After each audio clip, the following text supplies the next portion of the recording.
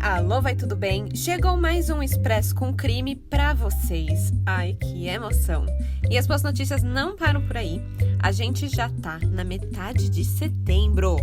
E logo mais, os episódios normais do Café com Crime voltam com tudo pra iluminar a quarta-feira de todos os crimezeiros. E eu ainda quero dar um update do projetinho especial lá de outubro, tá? Só pra falar que tá andando bem, gente. Tá dando certo. Aleluia. Amém. Glória. Eu vou te contar que dá trabalho fazer podcast, viu? Ainda bem que eu gosto muito de vocês, tá? E eu gosto mais ainda de contar histórias de crimes. Então, bora falar de crime. Gente, esse Expresso aqui é um episódio muito feliz. Muito feliz. Ele é tenso, tá? Não tem como, né, ser um crime e não ser tenso, mas ele tem um final muito feliz. A gente vai falar sobre o desfecho de um caso que estava aberto há uma década. É um mistério de um desaparecimento que finalmente teve a sua tão merecida resposta. O Expresso com Crime de hoje é sobre o caso da menina Sara Vitória Fogaça Paim, que estava desaparecida desde 2010. 2010. Mas nossa, Stephanie, o Expresso não é só com casos recentes que estão acontecendo agora e tal? Sim, você tem toda a razão, é sim. Mas esse caso, ele teve uma reviravolta incrível agora, no dia 9 de setembro. Eu vou contar tudinho pra vocês. O desaparecimento de Sara Vitória é daqueles casos que, teve muitos suspeitos, muitas possibilidades. A mãe da menina foi suspeita, o padrasto foi suspeito. Falavam que primeiro ela tinha sido levada num carro preto, depois numa bicicleta. Então, vem aquele rio de informações e de pistas que nem sempre são verdadeiras. E a polícia foi indo, foi fazendo seu trabalho, foi investigando. E finalmente, 10 anos depois, em agosto de 2020, todo o trabalho foi recompensado com, melhor recompensa de todas, né? Um desfecho. É tipo aquela última peça do quebra-cabeça, sabe? Quando você encaixa, é tão gostoso, é tipo, nossa, que alívio, acabou, né? Mas antes de falar do fim, vamos falar do começo. Sempre bom, né?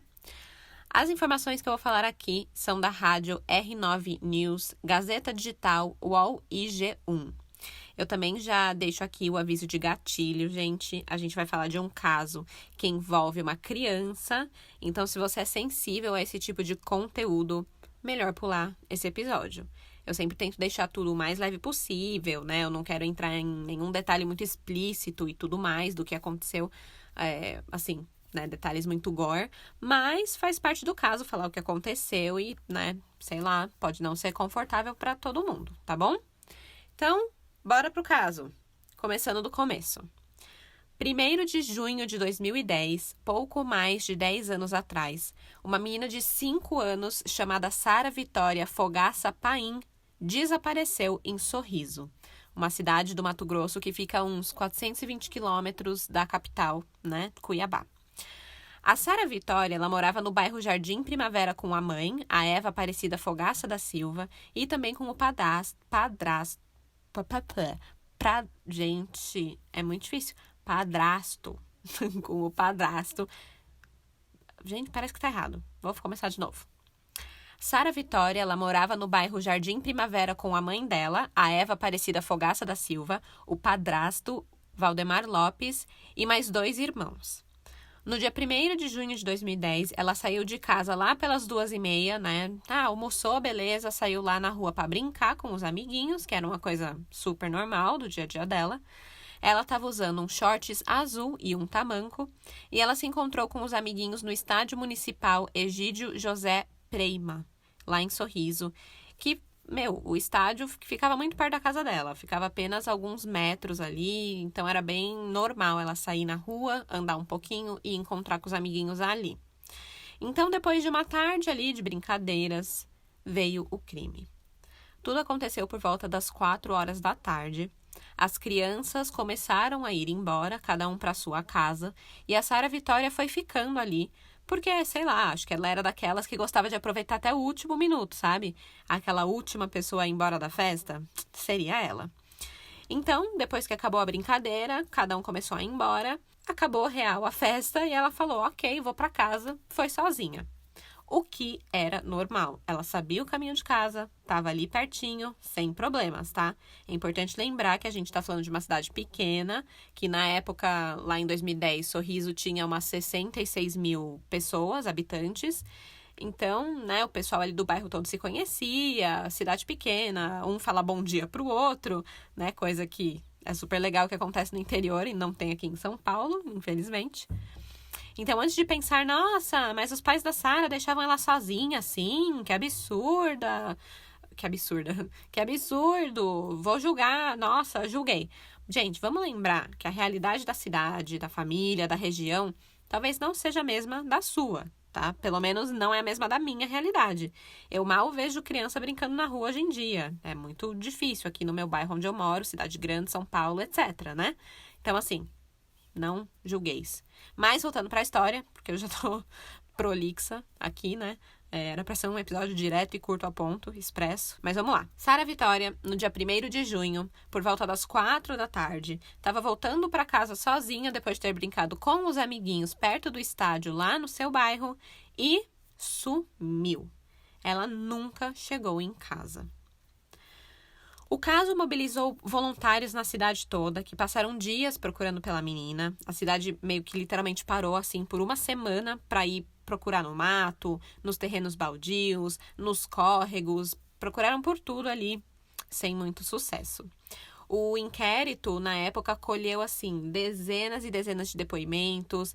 Tinha mais de 400 páginas a investigação toda, o caso, né? E com tanto isso de página, quer dizer que, gente, teve muita pista, muita informação, mas nem sempre isso é útil. Acontece que até os familiares foram tidos como suspeitos do desaparecimento da garota. E, tipo, eu sei, isso é normal. As pessoas mais próximas sempre são os suspeitos, né? Os primeiros suspeitos de um caso. Mas, gente, o padrasto dela chegou realmente a ser preso. Ele ficou 15 dias na cadeia, enquanto a polícia tentava encontrar provas para manter ele lá para sempre, né, como culpado do crime.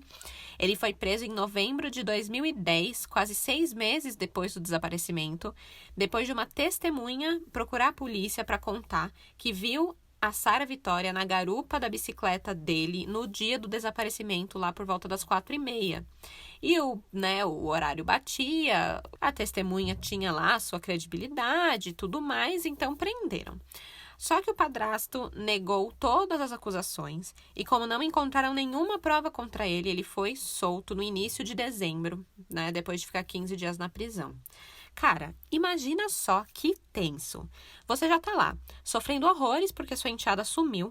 Aí a polícia vem, te acusa, te prende. Aí, né, deve ter causado maior rebuliço no relacionamento dele com a esposa, né, que é a mãe da menina. Imagina, a mãe da menina pensando, meu Deus, será que foi o meu marido? Será que eu botei minha filha nesse perigo? E enfim. E ainda por cima, os moradores lá da região fizeram aquela distribuição de boato, né? Disseram que a criança foi trocada em algum ponto de venda de drogas da cidade porque o padrasto era dependente químico. Isso tudo era só boato, isso nunca foi comprovado, nunca, assim, né? Então, loucura, né? Você aguentar tudo isso deve ter sido barra pesada. Eu tô rindo porque eu lembrei do caso Flor Delis, da barra pesada online. Muito bom. Enfim. Já na época, lá em 2010, o delegado Junqueira, que era o responsável do caso, ele falava sobre encontrar o corpo de Sarah Vitória, né? Ou seja, ele acreditava que ela provavelmente estava morta, já na época. É meio difícil, sim, você ter muitas esperanças, né? 6 meses depois do desaparecimento, as chances de encontrar a pessoa com vida é meio pequena, né? Infelizmente. Mas o que complicava muito esse caso é que tinha exatamente 0 indícios de que ela estava morta. E também tinha 0 indícios de que ela estava viva. Então ela estava tipo o gato de Schrödinger, né? Ela podia estar viva e morta ao mesmo tempo. Não sabia, não dá para saber. Então eles consideravam dessa forma. E por isso a polícia não estava indo só atrás de um corpo, sabe? Não estava só contando com isso, mas estava realmente investigando outras possibilidades. Então, vamos lá. A polícia, ela tentou ir para o lado de que tinha sido um rapto, né? Mas Não tinha nenhum rastro que indicava que isso tinha acontecido. Não deu em nada. Depois começaram a pensar que talvez tinha sido tráfico humano ou tráfico de órgãos, né? Será que ela foi vendida ou trocada? Só que também não acharam nadinha que fizesse sentido com isso. Eles tinham testemunhas que apontavam que a menina foi vista pela última vez com 3 amiguinhos no bairro Jardim Primavera, perto do estádio, tá? Eles tinham essas testemunhas. Então, eles foram investigar as pessoas que trabalhavam ali no local. Eles chegaram até a cogitar que Sara Vitória poderia ter sido vítima de violência sexual por parte de um funcionário do estádio. Tinham encontrado sangue na parede de um cômodo do estádio, mas a perícia realizada mostrou que não era o caso, o sangue não era da Sara, não tinha nada a ver, então também abandonaram essa teoria. Na época, foi dada a informação de que a Sara Vitória poderia estar morando com uma família no Rio de Janeiro, que a menina poderia ter sido sequestrada, né, e sido levada para o Rio, adotada por uma outra família. Então, a polícia chegou a ir até o Rio de Janeiro investigar isso, mas nada foi encontrado. E, gente, assim ficou por 10 anos. Às vezes surgiu uma informação, mas nunca dava em lugar nenhum. 10 anos sem saber. 10 anos que a mãe da menina ficou com aquela dúvida mortal na cabeça ali, cutucando, de será que ela tá viva? Será que ela tá morando por aí, eu não sei onde? Será que ela vive bem? Será que ela vive mal? Será que ela tá sofrendo ou que ela tá feliz? Ou será que ela tá morta, né? Será que eu vou fazer um enterro pra minha filha um dia? Ou será que um dia eu vou abraçar ela de novo? Cara, eu acho que desaparecimento é a pior coisa. Pior até do que um próprio assassinato, assim. Porque no desaparecimento, a cabeça fica se questionando sobre tudo, as possibilidades e tal. Você não tem um desfecho, né? Deve ser horrível. Horrível. E essa mãe ficou 10 anos nisso. Até que 2020 chegou para mudar tudo, né? Em vários sentidos, 2020 mudou tudo. Em sua maioria, para coisas ruins, mas nesse caso aqui foi num bom sentido. Em 2020, chegou uma nova informação sobre o caso para a polícia de forma anônima. Isso foi em agosto, tá?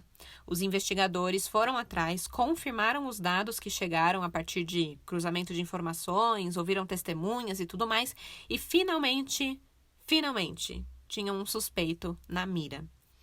Eles pediram a prisão. O suspeito foi interrogado e logo confessou tudo. Ele contou em detalhes o que ocorreu no dia 1º de junho de 2010, há 10 anos atrás, e disse que, confessando, ele estava tirando um peso da própria consciência. Então vamos ver o que esse moço conta pra gente. Esse moço, na verdade, é um homem de 58 anos, identificado como Antônio Ramos Escobar. E não, ele não é parente de Pablo Escobar. Mas imagina que louco, se fosse. Na época do crime, ele tinha 48 anos, ele era pedreiro e trabalhava numa construção ali perto do estádio, em Sorriso. Naquele dia 1º de junho de 2010, ele tinha saído do trabalho e estava voltando para casa de bicicleta quando ele passou por Sara Vitória na rua. É aquele merda, né? De você estar no lugar errado, na hora errada e deu merda. Aleatório, assim, sabe? Ele foi falar com a Sara Vitória e ofereceu uma carona de bike pra menina.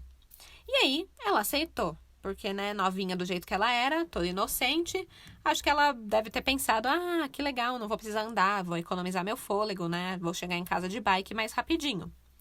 Mas aí, enquanto ela estava ali na garupa daquele homem, o Antônio perguntou se ela não queria conhecer uma construção onde ele trabalhava, que lá era super legal e que ela ia gostar de ver. E aí ela meio que falou ok, né? E o Antônio a leva para o terreno onde ele trabalhava. Lá, ele acaba partindo para cima da garotinha, abusa sexualmente dela. E aí Sara Vitória, em algum momento, gritou ou chorou ou fez algum tipo de barulho em que o pedreiro ficou desesperado porque, né, alguém poderia ouvir e acabou a sufocando, asfixiou a menina nesse momento de ai meu Deus, o que eu faço? Eu preciso que ela cale a boca. E aí, infelizmente, ele calou a boca dela para sempre. E depois que ele viu a menina ali sem vida, ele de novo se desespera novamente e decide esconder o corpo. Então ele coloca ela dentro de um saco de estopa e a enterra num terreno baldio que tinha ali perto do local da construção. Depois de cometer o crime, ele continuou mega desesperado, né? Parece aqui que tudo que ele foi fazendo foi impulso, impulso, impulso, uma coisa levou a outra. E aí ele foge. Ele foge de Sorriso e vai morar no Mato Grosso do Sul. Ele estava num pânico tão grande depois, né, que ele se tocou do tamanho da merda que ele fez, né, do tamanho da violência que ele cometeu, que ele zarpou da cidade sem nem avisar a família. Tipo, ele literalmente desapareceu junto com a Sara Vitória. A esposa do Antônio até chegou a fazer um boletim de ocorrências informando do desaparecimento do marido.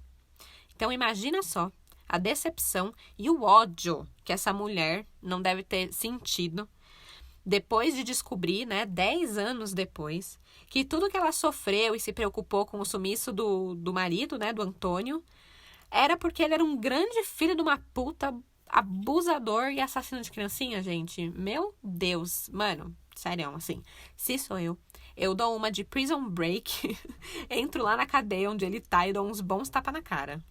No mínimo, né? Quer fazer mais? Queria fazer mais. Mas aí, né, eu ia me rebaixar o nível de violência e escrotidão dele e não precisa, né? Justiça tá sendo feita já, que bom. Depois de 10 anos que ele ficou sumido, né, que ele tava lá, sei lá, morando escondido no Mato Grosso do Sul, o Antônio, ele decidiu do nada voltar para Sorriso. Não sabemos por quê, não tem como entender. Mas poucas semanas depois que ele retornou para Sorriso, ele foi denunciado anonimamente para a polícia e foi isso que levou à sua prisão. Eu não sei por que ele foi denunciado, qual que era a suspeita, o que a pessoa falou, mas muito obrigada por ligar para a polícia, gente. Muito obrigada. Sempre bom quando, né, rolam uns casos muito loucos aí. Gente, liga para a polícia, informa, não ficar guardando as coisas. Tá com uma suspeita de algo, você não sabe? Meu, liga lá, não custa nada, né? Bom, tem mais uma coisa sobre o Antônio. Segundo a polícia, existem relatos de que Antônio, ele tinha uma má fama na região, mesmo antes do crime. Há relatos de que ele mostrava o órgão genital, o pipi, o pinto, o pênis, aquele lá, sabe? Para outras crianças na rua. Ele tinha essa personalidade, digamos assim, voltada para isso, para essa bizarrice aí de exibicionismo infantil, como é que fala isso? Não sei. Mas é isso, bizarro demais. Então, assim, não se sabe se ele chegou a abusar de outras crianças, mas a polícia passa agora também a investigar se nos locais onde ele morou nos últimos 10 anos foram registrados casos semelhantes, né, de outras crianças que também desapareceram. Até agora, ele não confessou mais nenhum crime, só o da Sara Vitória mesmo. Pro Antônio finalmente falar do crime, ele fala que é como tirar um peso das costas, né? A consciência dele estava extremamente pesada. E segundo o delegado, ele realmente parece muito arrependido pelo que ele fez. O pedreiro, ele foi indiciado por homicídio qualificado, estupro de vulnerável e ocultação de cadáver. As penas somadas, né? Somando tudo isso, pode dar até 48 anos de reclusão. Mas, claro, né, tem aquela parada no Brasil de que só fica 30 anos e tararará. Isso mudou recentemente, aliás, acho que para um pouco mais. Algum crimezeiro me falou isso, eu esqueci quanto tempo é. Mas, enfim, o Antônio Escobar, ele está preso preventivamente no Centro de Ressocialização de Sorriso.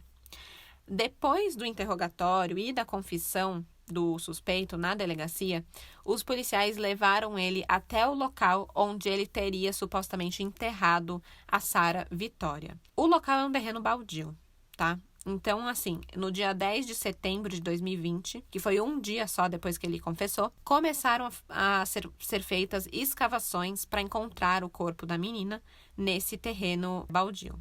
A gente ainda não tem novidade se achou ou não alguma coisa, mas podem demorar semanas até conseguirem vasculhar todo o local, ver se encontra alguma coisa ou não, e também se realmente é ali, né? Porque 10 anos depois vai que ele confunde, né? A região ali não era muito desenvolvida, não tinha muitas casas e tudo mais, então tinham muitos terrenos baldios.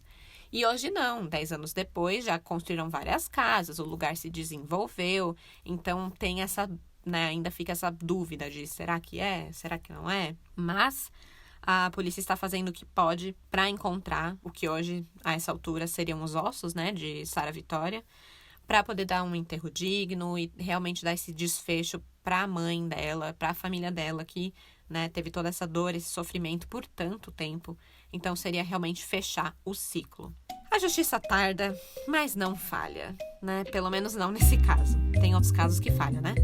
Mas agora não é o momento de criticar, vamos comemorar que temos um filho da puta a menos na rua, não é mesmo? É isso aí, um grande dia. 2020 precisa de mais dias assim, menos filhos da puta na rua. Eu normalmente não coloco fotos de expressos, episódios expressos no Instagram, mas dessa vez eu resolvi colocar para vocês também verem a carinha fofa da Sara Vitória e o capeta encarnado no Antônio Escobar, além também de umas fotos que saíram da polícia escavando ali o terreno, que eu acho interessante esse processo ali da polícia também, né, de resolução do caso. E eu fiquei pensando, sabe, gente, no caminho, assim, que a gente faz pra ir pro trabalho, ou sei lá, pra algum lugar, às vezes a gente passa, né, por uns terrenos baldios, assim, que tem cara de inocente, mas que, na verdade, vai que tá guardando uma resposta, né, pra um mistério de décadas atrás, não é mesmo? Muito louco, gente, pensar nessas coisas, né, que a gente passa por lugares que tem histórias que talvez ninguém nem saiba que tem uma história ali. É bizarro. Mas é isso aí. Fica aí a reflexão. Obrigada por escutar mais um Expresso com Crime. Fique em casa se puder e não aceite andar de garupa com estranhos, tá bom? Porque de desgraça já basta esse podcast. Tchau, tchau!